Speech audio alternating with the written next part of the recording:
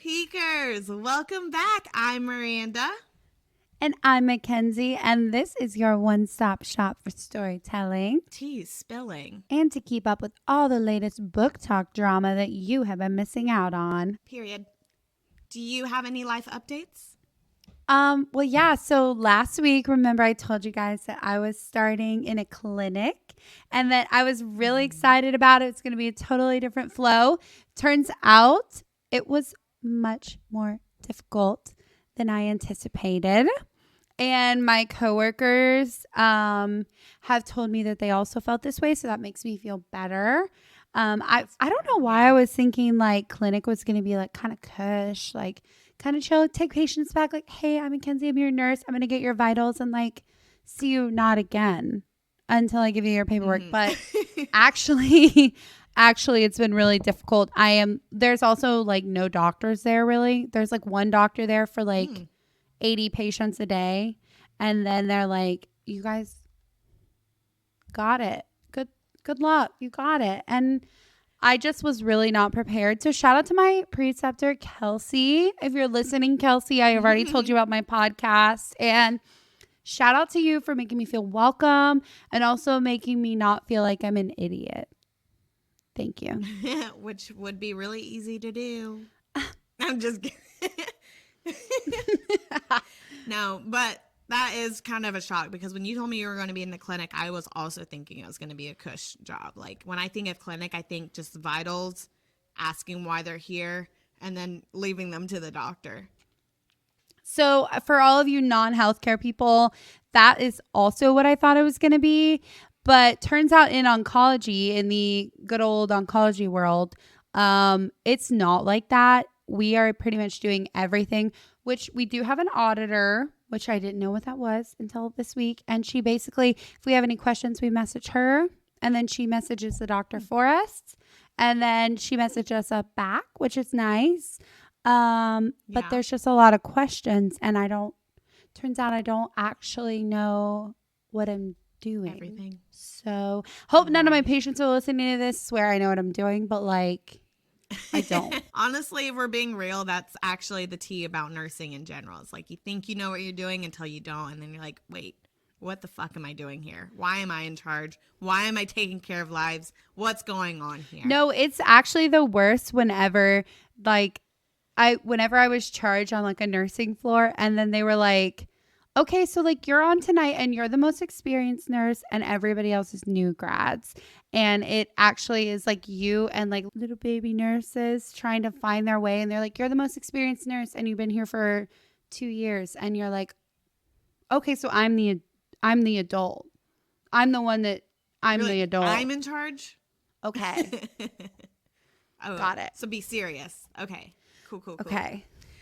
Well, on my end, I really don't have any big updates. Long story short about that lake trip that we were talking about last episode, I think.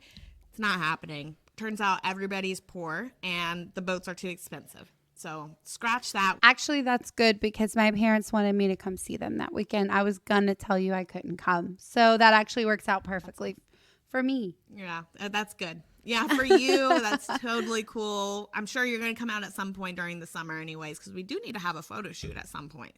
Summer content, you know what I'm saying? Guys, follow us on plot.peak on Instagram and TikTok because you're going to see some photos. They may be reused a couple times, but you're going to see some photos.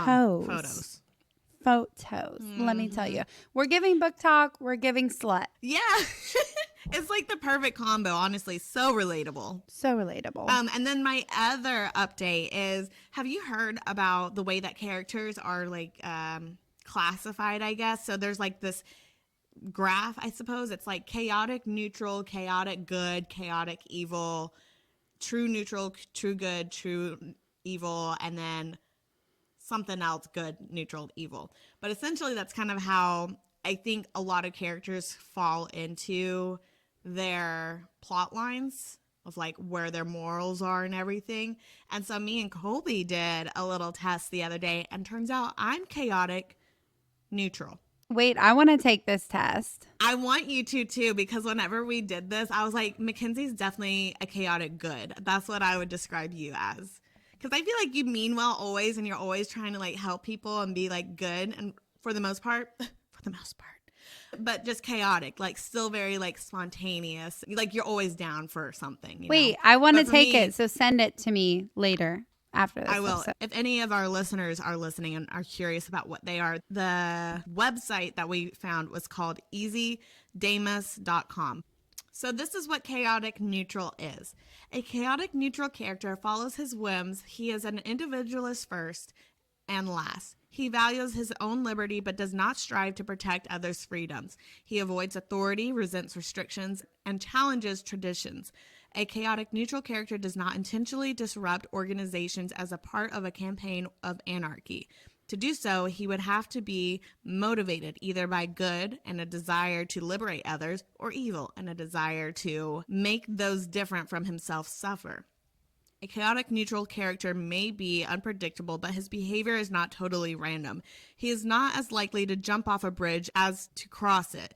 Chaotic neutral is the best alignment you can be because it represents true freedom from both society's restrictions and do-gooder zeal. However, chaotic neutrals can be a dangerous alignment when it seeks to eliminate all authority, harmony, and order in society. You want to hear how it all runs down to, though? It says, so there's like 35 questions to go through, and basically it goes from like good, neutral, evil. I do have obviously mostly neutral tendencies, but the second one up is evil. So I don't know what that really says about me. I really think that means in the Harry Potter world, my OG fantasy world, that means you are a fanfic Draco Malfoy. Oh, Malfoy. Okay. So Draco Malfoy, he's very self-serving, like a Slytherin. You're probably a Slytherin. I'm a Slytherin as well. Anyway, well, that's what the test said. I took the test and it said I was a Hufflepuff. You're not a Hufflepuff.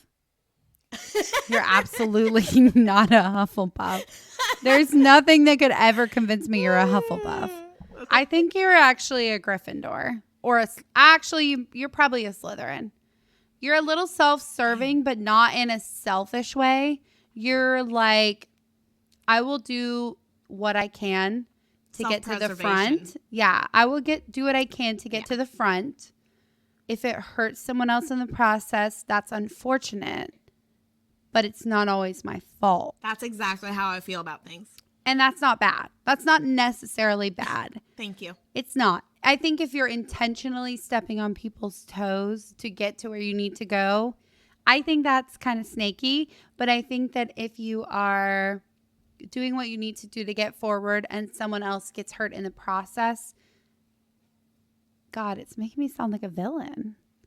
No, see, that's the thing. I'm like, when I was taking this test, I was like, obviously I don't want that to happen, but if we're talking about me. I'm going to end up on top.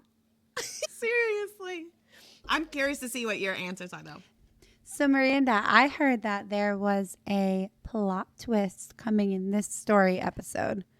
There is. And you know what I would like to do for our video watchers of the Plot Peak community is give you guys something to look forward to. So if you guys see what I put on, I want you to register this for future episodes and think of it as an Easter egg. And whenever you see us doing something random, a little outlandish, just know there's going to be a plot twist. Not you pulling a Taylor Swift and bringing out an Easter egg. I'm trying to, you know, I mean, she's got a brand that's working, so it's only right to follow in her footsteps, you know? I think it is. And I think that she's a famous artist, so I think that why not? Why not? Okay, well, Mackenzie, you need to close your eyes while I get ready. Almost there. Don't look. I'm almost there. Trust me. I think you're going to really enjoy what you see. All right. I'm ready. Are you ready? Yes.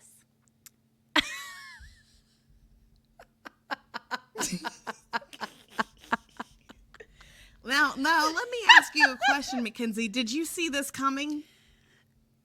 I can say with full confidence I did not. Howdy, partner. For those of you not watching, I did dress up as Woody from Toy Story. This is my husband's Halloween costume. You're kind of giving. No, wait, because Colby said the same thing. It's the glasses, I think. Yeah, no, without the glasses, you look like you're in middle school trying to be like someone's crush or something. With the glasses, it's giving. It's giving cowgirl. As always, guys, we would like to remind you that we will be storytelling everything that happens up to and through today's chapter. So if you have not read and you do not want any spoilers, you have been warned. Today, we are going to be covering Sarah J. Maas's Crown of Midnight, chapters 20 through 29. And this is actually going to be concluding part 1 of the book, which makes us about halfway through Crown of Midnight. Ooh. So before we dive into today's story, let's do a quick recap of everything that's happened so far. Dorian's little brother, Holland, has returned, so there's been a bunch of different festivities being thrown in his honor. The latest one is a carnival on the castle grounds, which has brought in an interesting character, Baba Yellowlegs. Dorian seems to have powers brewing. Archer is helping Celaena get information from a group of people trying to fight the king by finding Aelin Gallianthus. And Celaena finally told Nehemia that she is not actually following the king's order, and she shows her the secret tunnels. And in the romance department, we see that Chaol and Celaena continue to get closer. Did I miss anything? It's Galathinius. Thank you so much for that correction. Let's see if I can figure out how to make sure I'm saying that correctly throughout the rest of this. For our next show notes, I'm going to write you a pronunciation guideline. Galathinius. Got it. All right, so let's get into the story time. We pick up on the anniversary of the death of Celaena's family. The glass castle is the last place Celaena wants to be, so she leaves a note in her room telling whoever finds it that she's taken the day off and she'll be back by the end of it. As Celaena seeks solitude in a faraway forest, we get a peek at the day that she snapped in Endovier. The first thing we learn was that she didn't snap. It was premeditated, and it happened on this day, the death of her family. She picked up this day to unleash all of her anger, for the constant abuse to keep her weak, for the sexual and physical abuse on the other women of the camp. So when she snapped, Celaena had just watched one of the guards do their worst beatings on another woman. She grabbed her pickaxe, stalked over to the guard, and swung it into his stomach. And you would think that after a slave saw someone else trying to rise up, this would be the perfect time to all join together. But the slaves could tell from Celaena's face that this wasn't an attempt to escape. This was a suicide mission. And Celaena smiled down at the guard that she had just stabbed in the stomach, and she swung her axe again to his face. And then she moved on to the next. She ends up killing a bunch of other guards, and it's insane how many she actually takes down, especially with the injuries she already has from them trying to keep her weak. She makes it out of the mill and continues her rampage, trying to get as far as she can before she either escapes or they actually kill her. And at the end, she was surrounded by 40 guards, fighting until she was eventually knocked out, 1 inch away from that wall. That is such a harrowing tale. I can't imagine getting that close, 1, to escape, which she potentially could have, and 2, to death, which I think she was not expecting to make it out of that situation alive.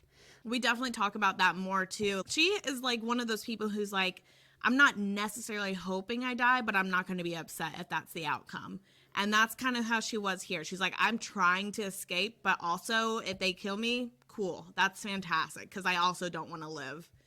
I don't consider her like suicidal or anything like that, but I do feel like she's in a really broken place where she's like, I just don't want to be here anymore. And if I die in the process of trying to get out of here, then that is what it is. I also think it's really hard for us to understand probably the gravity of that situation, which I think Sarah J. Maas did a really good job describing Celaena's mental state during that situation, where we really can't imagine being in a situation where we know that people are trying to keep us alive to inflict the most torture possible, and also that there's essentially no way out.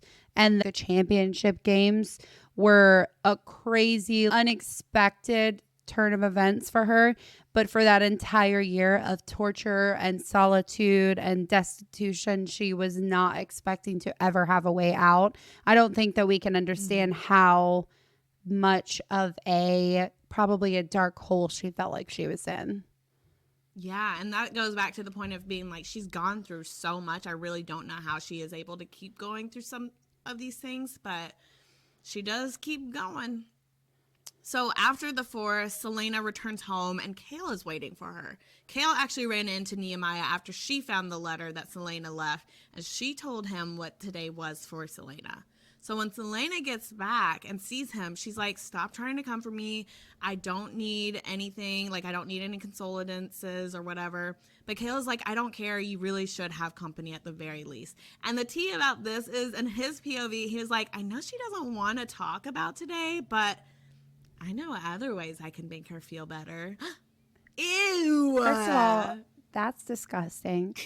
Second of all, Nehemia did tell him that this was the day of her parents' death. So, like, he knew, but also he was like, I still got to get it in.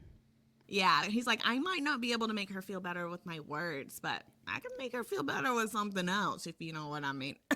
He's like, but have you seen my body? Adi yadi. Seriously. Tea. So, but yeah, so that was the tea on that. I thought that was really funny because Chaol, we know, is just kind of like Chaol, and he doesn't really show a lot of emotion, so it's funny hearing his inner thoughts. But let's go ahead and flip to Dorian now. We know that Dorian has powers, but we don't know how, because magic shouldn't be possible here with his dad's ban. So Dorian goes back through some old lineage books where we learn that a Fae blood hasn't been in the Havillard bloodline since Celaena and Gavin, and Celaena was only half Fae.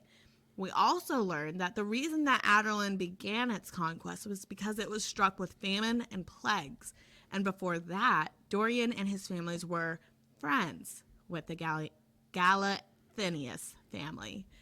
Knew them well enough that he wondered if Aelin were here today, would it be as an ally or as his wife?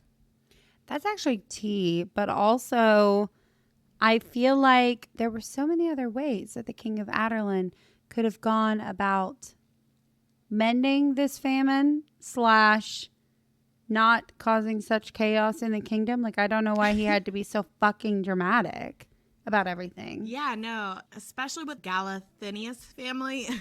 You got it. We know that we'll talk about this later on too, but basically they're like a super powerful family in Terrasen. And so it's weird that if they were friends with them, they didn't just ask for a little bit of help or like ask for other neighboring kingdoms for a little bit of help. Like, why are you going to destroy everybody else? I don't know. It just it seems kind of stupid if you ask me, but I guess that's why I'm not the king. It's giving Cersei. Ooh, tea. It is giving Cersei. For no goddamn reason. For no reason. So Dorian remembers the Galathinius family as being a just kind of kingdom. He remembers how everyone knew they were the most powerful kingdom, but they never wanted to push their borders, which tells me that Dorian is starting to see that his dad is a little piece of shit. So, after Dorian hits a dead end in the lineage books, he decides to go to someone who may know a thing or two about magic. Baba Yellowlegs. And in this scene, we learn a few things. We learned that long ago, demons called Valgs, they had captured Faes. They had captured Faes and used them to breed new creatures. So the ones who were more Fae dominant were known as the Crocran witches, and the ones who favored the demons were known as Iron Teeth witches. And Baba tells Dorian that new magic may not work here, but old powers do. And I'm still confused. So what the heck does that even mean? Because he's never had magic. So for me, that sounds like he's got new magic. I feel like you might just have to keep reading. I don't know. You're the worst. You're here to help give me insight, and you're really not helping me one bit. I'm going to be honest with you. I'm just saying this is a very evasive topic, especially if you've never read the book. I feel that you should continue to be confused as the rest of us are. Peekers, then that means we're all in the same boat because I have no idea what this means. So if that's the case, then he asks, how would it be possible for someone to just develop powers? And she reminds him that magic seems to have only vanished here and not across all of Irida. So to find out why someone got magic, they'd need to figure out why it left to begin with. And I was going to ask you again, what the heck does that even mean? But I already know you're not going to give me any answers. So we're going to keep on going. No, I will say that there are other parts of the world where fae and other magical creatures and things like that still do have their powers. This only vanished on this continent. It didn't vanish in other parts of their world. So I think Baba Yellowlegs could be onto something. Yeah, I mean, it does give some good questions to think about, like, why did it just vanish here and not everywhere? But yeah, we'll get into that later, I suppose. But switching back to our main character, Celaena has been planning Chaol's birthday dinner for a few weeks now. Ever since Rena Goldsmith concert, R.I.P., she and Chaol have only gotten closer. Again, a lot of sexual tension to the point where, like, everyone in the castle knows that they're basically into each other. No, I feel like that everybody kind of knows they're into each other. Everybody, I could just see this being like a very like Regal Bridgerton vibe where they're like, did you see what so-and-so is wearing? Did you see the eyes that so-and-so is giving? That's Celaena and Chaol. They are very much, they're giving each other eyes. They're always together. I doubt it's gone unnoticed, especially by our friend Dorian. Oh, yeah, absolutely. Yeah, Dorian's been kind of like eyeballing this on the side. So she has been planning Chaol's birthday dinner for a few weeks since the Rena Goldsmith concert, and they end up going away from the castle, of course, and she gets him to this building that's like an apothecary. She takes him up to this balcony. The roof is covered with plants and warm lights. It's very romantic, and she made a recreation of the garden the Fae woman was in Rena Goldsmith's song. And Chaol is in awe. He hasn't had someone show they cared for him like this since the day he left his family 10 years ago, which I think is just so cute and precious. Chaol in the book is like, no one has ever given me anything so special. And Dorian gave him an Asterion horse, which we talked about in the last episode, which that is like an extravagant gift. That's a priceless gift. But Celaena gave him something that wasn't measurable in riches. She gave him something that was her time and her effort and her affection for him. And I think that he hasn't had that, especially like talks about from his family, like kind of he isolated himself from his family. Like, he hasn't had someone show that much like thoughtfulness for him in such a long time. Exactly. They do continue on with their little dinner. They have a super cute and romantic dinner, and Celaena, being the queen of timing, decides she's going to send it. She tells Chaol the truth that she hasn't been doing the king's killings, which is huge because she knows how loyal he is, and she knows the position she's now putting him in by telling him that she's not doing what the king is asking her to do. I go back and forth about this scene because Chaol talks so much like in his inner monologue about this part of the book, how much he hates that she's an assassin, how much he hates that she has to kill people, how much he hates that she's a servant toward the king. Yet he's a servant toward the king, and now when she's telling him that she's not actually fulfilling her duties as the king's champion and not doing things that he has been eliciting this horrible response to this entire time, that he's kind of against it now. I feel like I don't know how she could have won in this situation. I don't know how she could have pleased him. If she said she was killing people, he doesn't like that she's killing people. If she said that she wasn't killing people, now she's disobeying the king. Like, I don't know what could have made her win in this situation. And what we were talking about in the beginning of this episode about like characters and where they would align, Chaol is 100% a true good person, or whatever that category would be. He's 100%. There is right and wrong, like you said, black and white. I know what's right, I know what's wrong, and you should only follow what's right. And that's kind of the vibes he's giving me in this scene as well. Boo. I'm sorry, I'm just kidding. You said boo. No, I'm still team Chaol right now. I still love Chaol at this moment, and I'm hoping that they become a beautiful couple. So I don't hate Chaol. I don't hate Chaol. I don't hate him. However, I think that the way that he's reacting in this book and in these scenes is just annoying. Like, you know her job. It is, because you know who know. she is. Yeah. It's not even just Dorian just falling for her along the way and then her ending things with him. It is Chaol, who really doesn't have any opposition to being with her. He works for the king. She works for the king. He doesn't like what she does for the king and openly opposes that. And then when she says that she's not doing what the king has been asking her, he also openly opposes that. It's just annoying. I'm like, she's an assassin. You've known this the whole time. You've been assisting her on missions, even with Archer and things like that. And yet you have this nerve and this like kind of audacity to be contradicting what she's telling you and like being appalled at what she's telling you either way. It feels like she can't win either way. Yeah. And listen, Peekers, we know that Mackenzie's not Team Chaol, but I am right now. So we're going to continue on with the beautiful night. And Celaena does tell him more about what she's been going through and what she's been doing on the side. So she tells him what Archer's been doing and how she's been trying to look into the secret group that he's told her about and how she's trying to get leverage on them so she can get out of the contract with the king and leave. And then in typical mother hen fashion, Chaol freaks out, but then he registers her last words, leave. He stops and he says to her, I would be the greatest fool to let you leave. And then he tells her he'd run away with her. My mind is blown personally because that is just very, I didn't see that coming from Chaol because we just talked about how he's so black and white. So for me, that was a big bomb drop. I think it is. I just think I'm a little bit of a hater of his. Nobody has to agree or disagree. I just feel like I think that he would say he would run away with her, but he openly opposes everything she's doing on each side. I don't think she can win. I'm not trying to be so much of a hater. I think it's an extremely romantic gesture.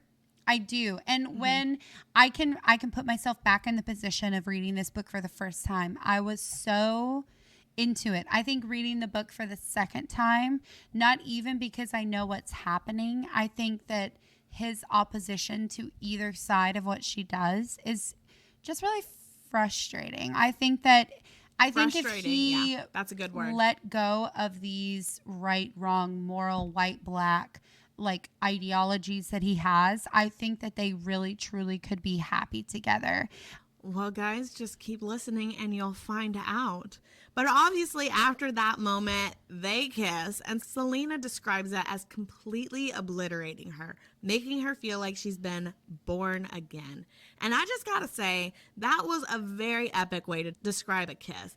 Because the last time she felt like this with someone, it was with Sam. So instead of waiting like she did and regretted with Sam, Celaena and Chaol go all the way. And she describes it as finding an entire half of herself. And all I have to say to that is, you go, girl. Snaps to that. Snaps to that. Finally, somebody got laid. Yeah, but T is, if you're reading the book, we really didn't get the scene. And we get to like the gentle touching of the décolleté, and then it's like end scene, and then it goes back to the flashback with them in bed, sheets covered. Hate that. We want the whole scene, Sarah Janet Maas. I'm guessing though, because this is such a long series, that we are going to get a scene like that or two. Am I right? You might get a spicy scene. All right, so I'm excited for that, guys. Okay, but also, this is T. Oh, we're going to read it word for word. We're going to be like, and he was thrust. I'm just kidding.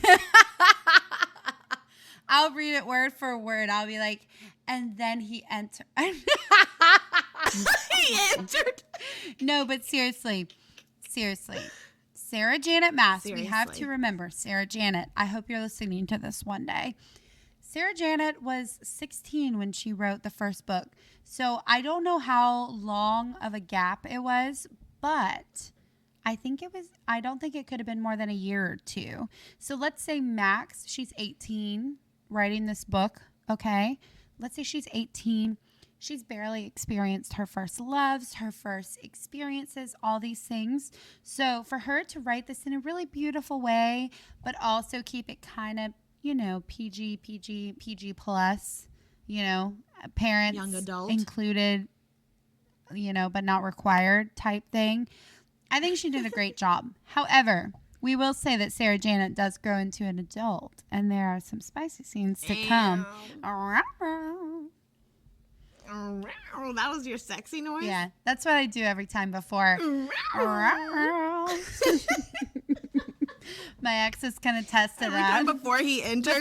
Before he the enters? first thrust. Guys, we are so unhinged tonight. I don't know. A plot peek after work is a different vibe, honestly. No, seriously, I'm kind of about it. I feel like this is the perfect way to take the edge off of the really long is. day. All right. So, the next morning, Celaena is scouting these people from the rebel group, and she notices that they're all boarding a ship to leave. And then Archer pops up, and he's like, in a quivering voice, I had to tell them I couldn't live with their blood on my hands. So, she fucked up Celaena's plan to get out of the contract. She's like, you better find me new names to give the king, or else I won't fake your death, and I will kill you for real. I think that is exactly how she said it, actually.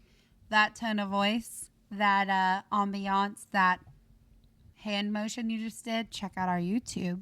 Later on that day, Nehemia comes by to get the tea on Celaena and Chaol's birthday night. After they talk about what went down that night, Nehemia drops the bomb that the king is threatening to kill more rebels in Elway if she doesn't return to tell them all to back off. Nehemia is like, I can go save my people, but I need you to promise me that you will overthrow the king and help my father reclaim his throne.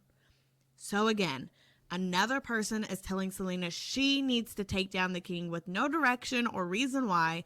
The same king who's overnight has killed her whole family and kingdom. The same king who's threatening Nehemia and her family and Chaol's life if Celaena goes against him. So Celena's like, absolutely no. And in her right, she absolutely is adamant that she cannot do anything to help. She is just one girl. They get into a little friend fight, and Nehemia ends up leaving saying, I didn't know you were nothing more than a coward. And then Celaena says, when all of your people are lying around you dead, don't come crying back to me. But in Celena's defense, I feel like I would be very afraid, because even if she was Fae, even if she did have some type of magical power, she has no powers here. And still, how would she be able to take over the king all by herself? Yeah, that's so hard, because I do think Nehemia is coming from a place of she's ruling a kingdom, or not ruling, but potentially going to rule one day. She's in a position of power, and she knows that her people are being massacred. And I feel like her biggest response is, we need to take a stand. But also, I don't even know how much we talked about it in the podcast, but the king basically threatened Nehemia. He threatened Chaol. And basically he was like, and then once they're dead, I'll kill all of Nehemia's brothers and her family, and I'll overthrow her kingdom if you don't follow my will. And Celaena's in a terrible position. Nehemia is in a terrible position. And though there's been lots of suspicion about Nehemia's motives, I feel like her biggest motive is clear. She wants her people to be liberated. And Celaena wants to be free. And she doesn't want all of this responsibility. And then so moving on to that night, Celaena and Chaol are just being so cute after having to keep their relationship on the DL in front of everyone. They're spending the night together, so when he got up for some fresh air, he did so quietly to let her sleep. And when Celaena woke up, he was gone, and she figured it was because he had work things to do. But when she got back to her room, she finds a ransom note for him. And then she's not so chill. All Celaena can think about is how the same thing happened to Sam might be happening again. So she sprints to this meeting spot in this blind rage. And when she gets there, it's not the Celaena that Chaol has grown to know. He describes her as the monster he was expecting to find in the mines of Endovier, but on his behalf. She's taking down everyone, left and right, while Chaol is watching all of this from behind his little prison bars. Celaena's in this crazy rage and almost gets shot down by an arrow when Archer shows up and takes the arrow to his shoulder. And while I want to ooh and ah over Archer showing up for that, he actually drops a huge plot twist. He and Nehemiah have been working together for the last 6 months to organize this very group to rise and fight with Terrason and overthrow the king. That is so crazy. He is very much portrayed as like this pretty boy with pretty boy motives. And also he's very much portraying himself as knowing nothing about what's going on. And to find out that one, Nehemiah has been kind of not lying, but hiding her true intentions to truly overthrow the king, to set up these rebel groups, all these things.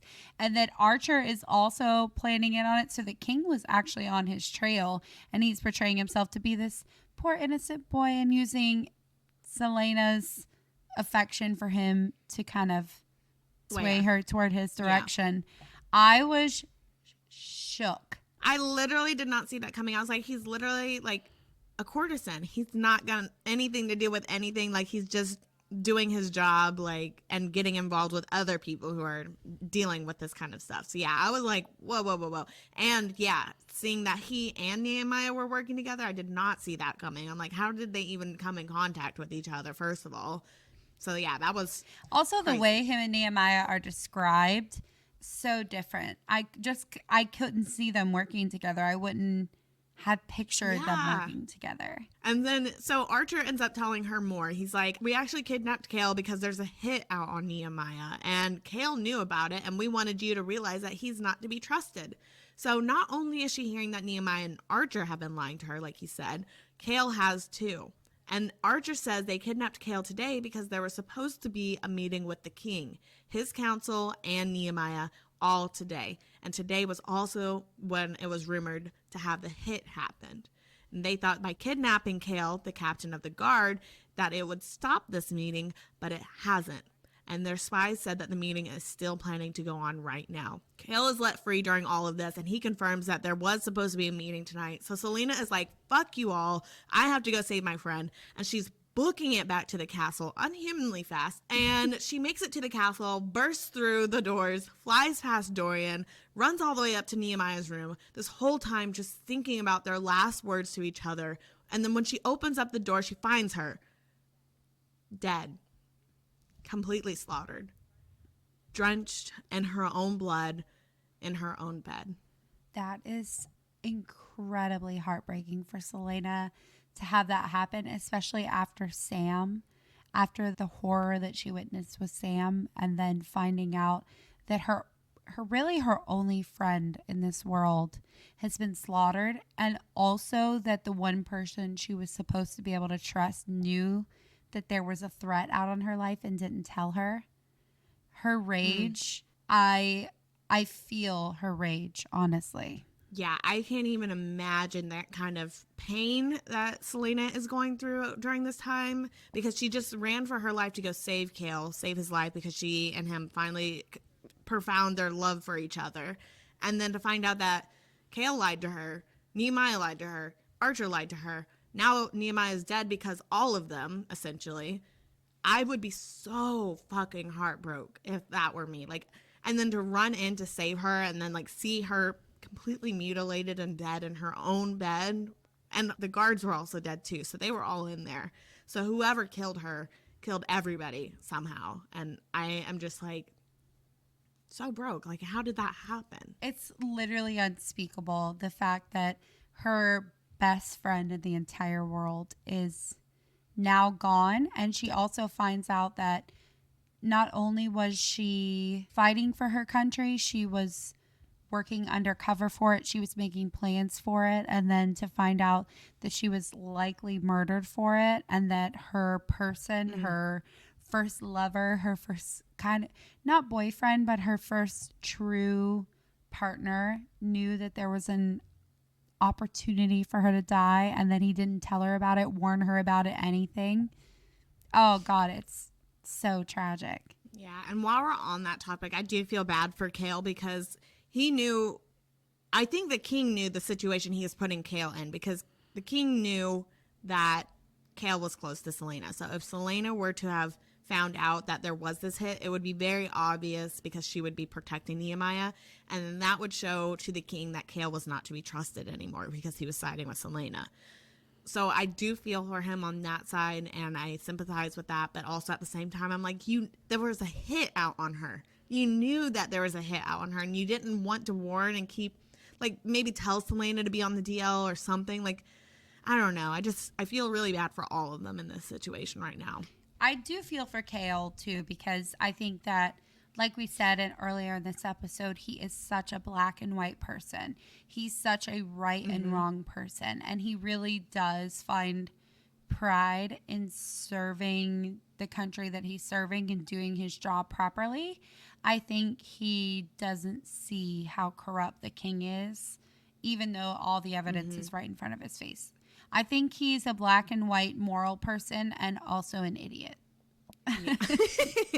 Yeah, absolutely. But aren't they all? Really? Sorry to our male peakers. There's only really one that we know of, so sorry. No offense, but they should feel fine because we also call ourselves idiots. We actually said in an earlier episode that we're pretty disrespectful to ourselves, so nobody should really feel bad. We're coming for everyone. Yeah, no one's safe here. And before we end this story time, there is one more piece of tea I need to share with our non-readers. And the tea is, before Nehemia died, there was a brief scene with her in Elena's tomb having a secret meeting with Elena herself. And Elena was asking how close Celaena and Dorian were from breaking, and that Nehemia needed to do whatever it took to break Celaena, even if it pushes her too far. What the fuck does that all even mean, Mackenzie? Because are they the good guys? Are they the bad guys? Because I feel like if they were the good guys, they should have just told Celaena what's been going on this whole time. And it just seems a little muddy for me right now, if I'm being honest. I remember reading this scene for the first time in the book, and I think my only reaction was, what the actual fuck? Like, we literally knew that Nehemia was hiding things. We knew that she was keeping things close to the chest. But I also feel like it's a little shady of Nehemia for Celaena to have kind of bared this whole story about Elena and all the things that were going on and the tomb. And turns out Nehemia either knew about this all along or is having her own secret meetings with her. That also puts into question Elena's motives. What are Elena's motives for Celaena? Exactly. Yeah, that's what threw me for a wrench, because I was like, whoa. What's going on here? Because I thought that they were both on Celaena's side, but now it seems like they're conspiring against Celaena for their own purpose, and I don't know why they aren't informing Celaena if she's going to benefit their purpose, and she's clearly not on the king's side. I don't like the miscommunication trope is all I've got to say. Not one bit. I just don't like it. It's almost giving like a whodunit kind of thing. It's almost like a murder mystery, but nobody's really being murdered, and also nobody did anything. But it's like, what the fuck is going on? Do we know Nehemia did anything? Well, she was murdered. She was murdered. You're right. You got me there. Brutally murdered from the sounds of it. So next episode is whodunit Nehemia. Actually. So...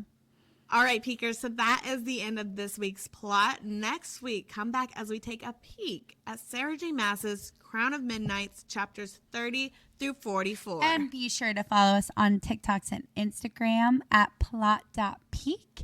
And if you want to send us any of your bookish battles, that can go to plotpeakgirlies at gmail.com.